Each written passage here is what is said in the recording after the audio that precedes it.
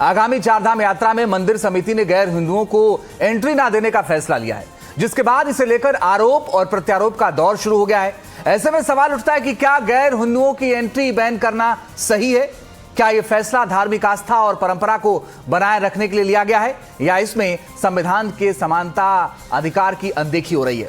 समर्थकों का कहना है कि धार्मिक स्थलों की पवित्रता बनाए रखने के लिए यह आवश्यक है, जबकि विरोधियों का तर्क है कि किसी समुदाय को बाहर रखना आस्था का उल्लंघन और भेदभाव है। क्या गैर हिंदुओं के आने से वास्तव में धार्मिक स्थल अपवित्र हो रहे हैं, या ये सिर्फ मान्यताओं पर आधारित धारणा है? इसी मुद्दे पर चर्चा करेंगे और हमारे साथ तमाम मेहमान जुड़ेंगे, लेकिन उससे पहले कुछ सवाल हैं वो आपको बता देते हैं। क्या गैर हिंदुओं की एंट्री पर बैन जायज है? साथ ही क्या आस्था के नाम पर भेदभाव स्वीकार है? और साथ ही आपको बताएं कि क्या यह संविधान अधिकारों का उल्लंघन है, संवैधानिक अधिकारों का क्या यह उल्लंघन है? ऐसा फैसला लेने के पीछे की वजह क्या है? क्या गैर हिंदुओं की वजह से धार्मिक स्थल अपवित्र हो रहे हैं? तो ये वो सवाल है जिन पर आज हम चर्चा करेंगे। समय से ये मांग रही है कि जो हमारे धार्मिक स्थल हैं, जो हमारे इस तरह के जो बड़े धाम हैं, इन स्थलों पर जो है कि गैर हिंदुओं को प्रवेश जो है कि वर्जित होना चाहिए। और हमारे जो हक हकूकदारी हैं, हमारे जो केदार सभा है, हमारी डिम्बर पंचायत है, चाहे यमुनोत्री हो, गंगोत्री हो, स्थानीय हक हकूकदारी हो, सबने इस बात का स्वागत किया और ये माना है कि जिस तरह का आपने देखा कि कुछ समय से यहाँ पर एक माहौल को खराब करने का प्रयास किया गया है, तो लोगों ने इस पर कहा है कि सभी जो हमारे जो स्थल हैं, जो धार्मिक स्थल हैं, उन पर जो है कि ये पूर्णतः गैर हिंदुओं को प्रवेश वर्जित होना चाहिए। महापतित पावनी भागीरथी गंगा का धाम गंगोत्री, जिसकी तिथि चैत्र मास में हम लोग निकालते हैं कपाट खुलने की, और जानी है हमने पहले से ही इस बात को कहा बार बार, और अभी भी हम मंदिर समिति गंगोत्री की तरफ से ये घोषणा करते हैं कि किसी भी गैर हिंदू को माँ भगवती गंगा के जो मंदिर है उसमें आने से रोका जाएगा। और इसी पर बात करने के लिए हमारे साथ जो खास मेहमान जुड़ गए हैं उनसे आपका परिचय करा दें। मेरे साथ हेमंत द्विवेदी जी जुड़ गए हैं, जो कि अध्यक्ष हैं बद्रीनाथ केदारनाथ मंदिर समिति के। साथ ही स्वामी चक्रपाणी महाराज मेरे साथ जुड़ रहे हैं, वो राष्ट्रीय अध्यक्ष हैं अखिल भारतीय हिंदू महासभा के। साथ ही अमितोष पारी जुड़ रहे हैं, प्रवक्ता वीएचपी, और भुवन भास्कर मेरे साथ जुड़ रहे हैं, जो कि प्रवक्ता हैं समाजवादी पार्टी के। इसके अलावा हाफिज गुलाम सरवर साहब जुड़ रहे हैं, मुस्लिम स्कॉलर हैं। आप सभी का बहुत स्वागत है। पहला सवाल हेमंत जी आपसे, ये जो फैसला आप लोगों ने लिया उसमें आप लोगों ने कहा कि साधु संत, तीर्थ पुरोहित, स्थानीय निवासी और सबकी सहमति के बाद यह फैसला लिया गया है, लेकिन इस फैसले के बाद बवाल हुआ और लोग सवाल उठ रहे हैं, ऐसा क्यों?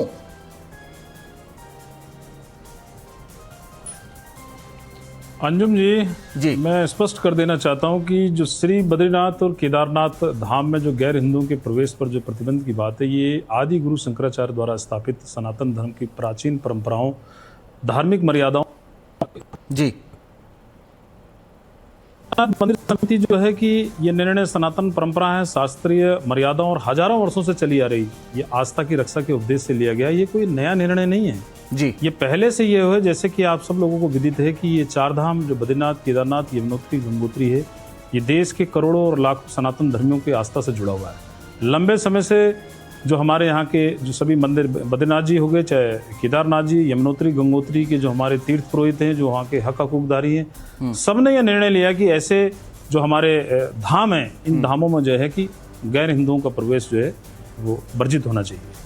और उसी को लेकर हम आगामी आने वाली जो हमारी बोर्ड की बैठक है उसमें हम प्रस्ताव पारित करने वाले हैं। ये सब लोगों की इच्छा थी, सब लोगों का मन था, क्योंकि कुछ समय से आप सब देख रहे हैं कि जिस तरह से उत्तराखंड के अंदर, देवभूमि के अंदर ये लैंड जिहाद और ये मज़ारों को लेकर जगह जगह, राजा जी नेशनल पार्क से लेकर चाहे वो जिम कॉर्बेट पार्क हो या पर्वतीय क्षेत्रों में कुछ असामाजिक तत्वों द्वारा इसको धीरे धीरे यहाँ पर राज्य की फिजा खराब करने की प्रयास किया जा रहा है। उसको लेकर लंबे समय से सभी लोगों की मांग थी, जो इन धार्मिक स्थलों पर रहते हैं, जो धार्मिक स्थलों को संचालित करते हैं। और ऐसा मैं आपसे स्पष्ट कर देना चाहता हूँ कि कुछ लोग इसका राजनीतिकरण कर रहे हैं, लेकिन मैं कह देना चाहता हूँ कि हम भारतीय संविधान को मानने वाले लोग हैं। भारतीय संविधान की जो अनुच्छेद 25 और 26 में ये स्पष्ट लिखा हुआ है, ये मैं आपको दिखा रहा हूँ, ये आर्टिकल 25, 26 में साफ लिखा हुआ है। और जहाँ तक धर्म की परिभाषा है, और सभी जो हमारे धार्मिक जो संस्थान हैं उनको उनकी अंतरात्मा उनके अनुसार धर्म का पालन करना और अपने हेमंत जी आपकी बात बिल्कुल सही है, आर्टिकल 26 में लिखा हुआ है, लेकिन आर्टिकल 21 ये भी कहता है कि वो जीने का अधिकार देता है। उससे आगे की बात मैं करता हूं, उससे आगे की बात यह कि मान लीजिए कि अजमेर में उन्होंने कह दिया भाई हिंदू नहीं जाएगा, बाकी ऐसी जगहों पर हिंदू नहीं जाएगा, तो सिर्फ बंटने का काम हो रहा है ना। ये तो भाई हिंदुस्तान में आप 26 का हवाला दे रहे हैं, लोग 21 का भी हवाला दे देंगे कि हिंदुस्तान में संविधान इसकी इजाजत देता है, ऐसा तो है नहीं।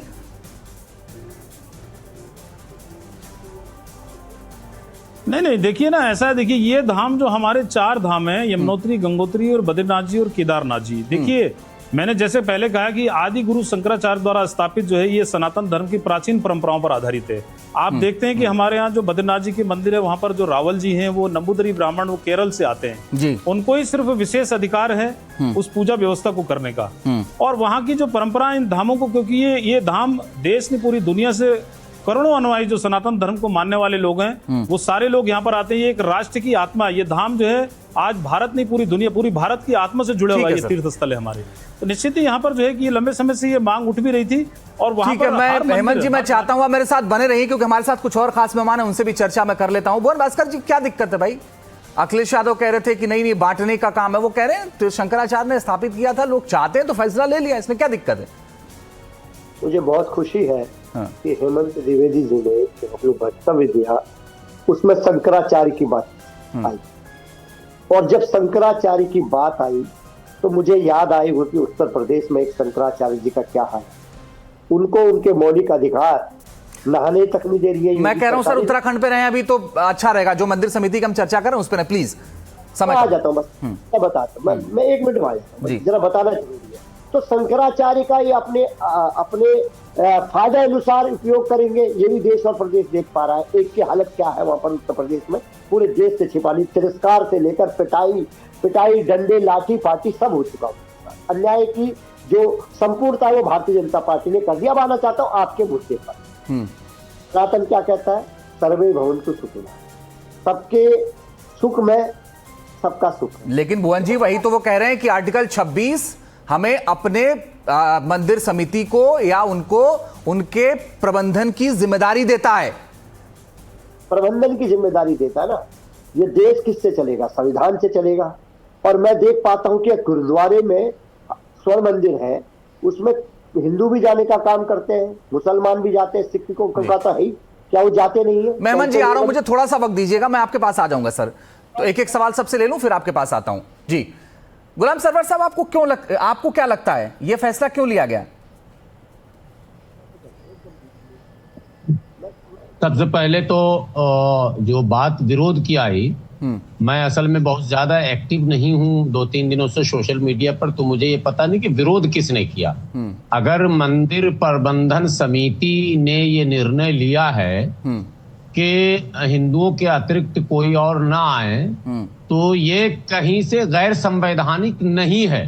जो अभी हमारे प्रथम वक्ता द्विवेदी जी थे जिन्होंने अपनी बात रखी है, मैं सहमत हूं इस बात से। क्या कारण है, क्यों जाएंगे मुसलमान, क्यों जाएंगे? क्यों? जिनकी आस्था नहीं है उस पर, आवश्यकता भी उनको नहीं है जाने की, वो गैर जरूरी ढंग से इस तरह के पवित्र धामों में जो एक हिंदू आस्था का केंद्र है उसमें खामखा क्यों जाएंगे? ये यहां तक तो मैं सहमत हूं। लेकिन जब आप चर्चा इस पर कर रहे हैं तो मैं एक एडिशनल वर्ड ये जरूर कहूंगा कि क्या मंदिर के कुछ सीमित माने दूरियों के बाद जो धूमधाम मेले, आवागमन के मार्ग, ड्राइवर, घोड़ा, बग्गी या इस तरह के संसाधनों की जो आवश्यकता होती है, उसमें क्या मुसलमान पार्टिसिपेट करेंगे या नहीं करेंगे, ये असल क्लियर करने की चीज है। वहां तक तो संवैधानिक है कि आप अंदर नहीं जा सकते, ये उनका अधिकार बनता है। ठीक है, ये उनका अधिकार बनता है। लेकिन मेला प्रबंधन में जो पराया तस्वीरें देश से आती हैं, चलिए अच्छा सवाल उठाया आपने, मैं अभी क्लियर कर लेता हूं। मैं हेमंत जी से अभी क्लियर कर लूंगा, लेकिन स्वामी चक्रपाणी जी, भाई समाजवादी पार्टी को लगता है कि नहीं जाना चाहिए, बांटने का काम कर रहे हैं, तो क्या दिक्कत है उसमें? जाने मंदिर में जाने में क्या दिक्कत है? सनातन क्या इसकी इजाजत नहीं देता? नहीं, देखिए, सनातन जिसने सर्वे भवन्ति सुखिनः, सर्वे संत निरामया, सर्वे भद्राणि पश्चंतु माँ कश्चित दुख भागवत, जिसने सबकी कल्याण की कामना की कंसेप्ट दिया है, सिद्धांत दिया है, जिसने पूरे विश्व को परिवार माना है, वसुधैव कुटुंबकम करके, वो भला किसी से नफरत घृणा क्यों कर सकता है। लेकिन आप देखो, जब कावड़ यात्रा आता है तो कोई कावड़ियों को पवित्रता भंग करने के लिए कोई कुछ किसी चीज़ में थूक मिला के देने लगता है। कभी आप देखोगे कि किस प्रकार से किसी पवित्र जगह पे मांस फेंकने का काम करता है। तो अनेक प्रकार के अड़चन जिहादी मानसिकता के लोग करते हैं। तो हमारी ये मानना है, और संविधान भी इस चीज़ को अधिकार देता है कि सबके धार्मिक स्वतंत्रता का अधिकार है, जो अभी हमारे सबसे पहले वक्ता ने बोला। तो ये बात को अगर जो हिंदुओं की हर जगह धार्मिक आस्था प्रभावित की जाएगी, आप देखो जैसे रामनवमी को ईंटे पत्थर चलाए जाते हैं, हनुमान जयंती पे इसी दिल्ली में ईंटे पत्थर चलाए गए, और कहाँ कहाँ नहीं। तो हमारे यही चार धाम या देवनगरी हमारा देवस्थली है उत्तराखंड, और वहीं पे जो मेन श्रद्धालु जाते हैं पूरे देश से, वो श्रद्धा के रूप में जाते हैं। उनके लिए सिर्फ पर्यटन नहीं होता है, वह तो उनका श्रद्धा का केंद्र है, और वो देश की आत्मा है। अगर वहाँ की अगर सुचिता पवित्रता बरकरार नहीं की गई तो निश्चित रूप से ये तो बहुत ही गलत हो जाएगा, फिर तो उसका स्वरूप ही बिगड़ जाएगा। इसमें ये मानना ठीक है कि सब नहीं होते, लेकिन अगर एक व्यक्ति कोई उस तरह चला गया और जाके नुकसान कर दिया, इसलिए जब मैं कह रहा हूँ कि जब हमारे जो इस्लामिक स्कॉलर बैठे हैं, उनको जब मूर्ति में आस्था नहीं है, जब उस स्थान में आस्था नहीं, तो फिर ठीक है, वो भी ये बात कह रहे हैं, वो भी ये बात कर रहे हैं। भुवन जी को जरा स्क्रीन पर रखिए। भुवन जी बताइए, भाई चक्रपाल जी कह रहे हैं अब आप ही को दिक्कत है, बाकी सबको किसी को दिक्कत नहीं है। अली की दरगाह पर माननीय प्रधानमंत्री जी चादर चढ़ाते हैं, तो किनका है ये भी तो पूछना पड़ा, किस धर्म विशेष के लोग उनको मानते हैं, लेकिन चढ़ाते हैं क्योंकि देश की मान्यता है। देश का जो संविधान है वो सभी धर्मों का आदर करने का, सभी धर्मों के व्यक्तियों को एक दूसरे के स्थान को देखने का, समझने का, उनके धर्म का भी ज्ञान करने का, अनुभव करने का मौका देता है। यही तो दिक्कत। अमितोष, मैं आ रहा हूं भुवन जी। अमितोष पारिक जी, मुझे एक चीज बताइए, इस विवाद की इतनी जरूरत है क्या?